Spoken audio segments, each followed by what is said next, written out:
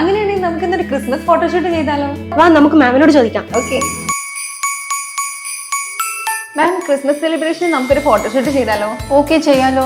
എവിടുന്നാ ഇപ്പൊ ചെയ്യാ? അതിനല്ലേ നമ്മളെ മാവൂർ റോഡുള്ള ആർക്കെ സ്റ്റുഡിയോ, അവിടെ ഇപ്പൊ ക്രിസ്മസ് ക്യാമ്പയിനും നടക്കുന്നുണ്ട്. എന്നാൽ നമുക്ക് ആർക്കെ സ്റ്റുഡിയോയിലേക്ക് പോവാം.